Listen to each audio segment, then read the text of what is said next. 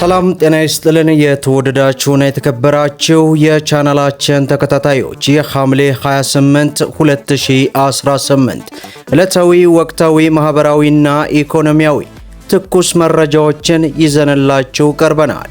በቅድሚያም ዋና ዋናዎቹን በማስቀደም እንጀምራለን።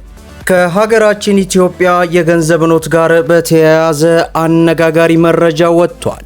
በዚህም የገንዘብ ኖቶች ከገበያ እየወጡ ስለመሆኑ ተገልጿል። በምን ምክንያት? ሙሉ ዝርዝር መረጃውን ይዘናል። በሌላው መረጃችን ኢትዮጵያ መሬት መስጠት ስለመጀመሯም ተሰምቷል። ለነማን ነው? ይህንንም ወደ እናንተ እናደርሳለን። በሌላው መረጃችን አዲሱን የታሪፍ ጭማሪ በተመለከተ እጅግ በጣም አነጋጋሪ የሆነ መረጃ ወጥቷል። በዚህም መረጃ መሰረት ከፍተኛ ተቃውሞ ቀስቅሶ ፍርድ ቤት እስከ ማስቆም ደረጃ ደርሷል። ይህንና መሰል መረጃዎችን ወደ እናንተ እናደርሳለን። ቪዲዮን ላይክ፣ ቻናሉን ሰብስክራይብ እያደረጋችሁ እስከ መጨረሻው ድረስ ተከታተሉ። በቅድሚያ ኢትዮጵያ መሬት መስጠቷ በዛሬው ዕለት ተሰምቷል። ኢትዮጵያና ጅቡቲ በሁለቱ ሀገራት መካከል ያለውን የንግድና የትራንስፖርት ኮሪደር ለማዘመን የሚያስችለውን ታሪካዊ ስምምነት በሞጆ ከተማ የመሬት ርክክብ ፈጸሙ። ላለፉት 25 ዓመታት ዘግይቶ የቆየው ይህ ፕሮጀክት ለጅቡቲ የከባድ ጭነት ተሽከርካሪዎች ማቆሚያ ተርሚናል ግንባታ የሚውል መሬት ለጅቡቲ ወገን በመስጠት እውን ሆነዋል።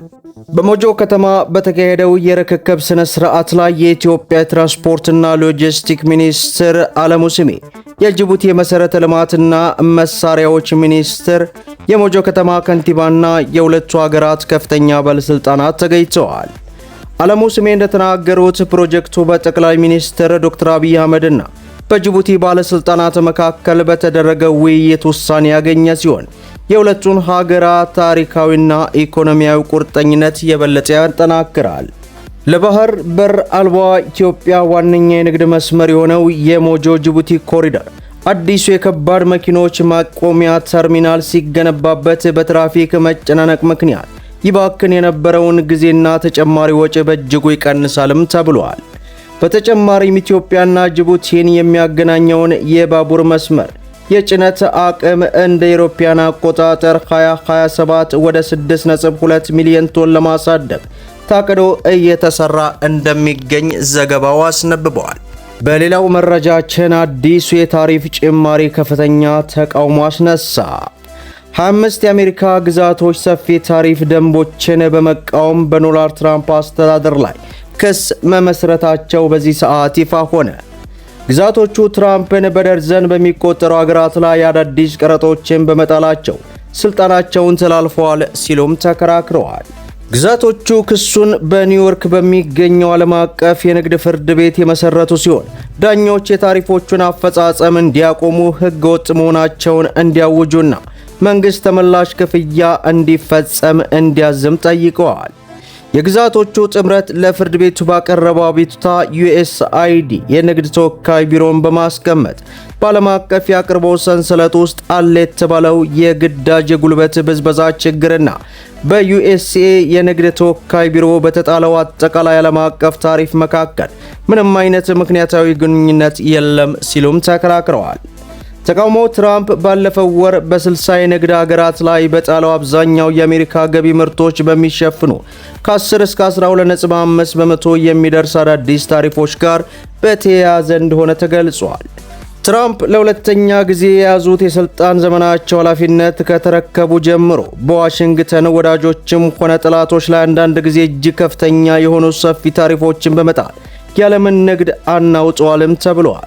ዋይት ሃውስ በትራምፕ ታሪፎች ላይ ለቀረበው አዲስ ተቃውሞ ምላሽ የሰጠ ሲሆን የመንግስት እርምጃ ህጋዊ ነው ሲሉም ተከራክረዋል። የዋይት ሃውስ ቃል አቀባይ እንደተናገሩት ዩናይትድ ስቴትስ የአሜሪካን ንግድ የሚወክሉ ምክንያታዊ ድርጊቶች፣ ፖሊሲዎችና አሰራሮች እንዲወገዱ ለማድረግ ህጋዊ ስልጣኗን እየተጠቀመ ነው ማለቱን በዚህ ሰዓት የወጣው ሪፖርት አስነብበዋል። በሌላው መረጃችን ከገንዘብ ኖት ጋር በተያያዘ አነጋጋሪ መረጃ ወጥቷል። በዚህም መሰረት የገንዘብ ኖቶች ከገበያ እየወጡ ስለመሆኑ ተሰማ። በኢትዮጵያ የችርቻሮ ንግድ ዘርፍ አነስተኛ የገንዘብ ኖቶች በተለይም የ10 ብር ኖት እጥረት በዕለት የንግድ እንቅስቃሴ ላይ ከፍተኛ ጫና እያሳደረ መሆኑ ተገለጸ። በርካታ የሱቅ ባለቤቶች መልስ በማጣታቸው ምክንያት ደንበኞቻቸውን ለመመለስ ወይንም ዕቃቸውን በዕዳ ለመስጠት መገደዳቸው ተሰምቷል። የሀገሪቱ አጠቃላይ የዋጋ ንረት 13.9% እንዲሁም የምግብ ዋጋ ንረት 15.1 በመድረስ አነስተኛ ኖቶች በእጅጉ የመዘዋወር ፍጥነታቸው ጨምሮ በፍጥነት እንዲያልቁና እንዲቀደዱ አድርጎታልም ተብሏል። እንደ አውሮፓውያን አቆጣጠር በ2020 ከተደረገው የብር ቅያሬ ወዲህ አዲስ የ10 ብር ኖት ያልታተመ በመሆኑ በገበያው ላይ ያለው መጠን በከፍተኛ ሁኔታ እየቀነሰና ከገበያ እየወጣ እንደሆነም ተገልጿል። በተጨማሪም ከ350 ቢሊዮን ብር በላይ በባንክ ስርዓት ውጭ በህዝብ እጅ ስለሚገኝ ብሔራዊ ባንክ ያረጁ ኖቶችን ሰብስቦ ለመተካትና ለማስወገድም ተቸግሯል።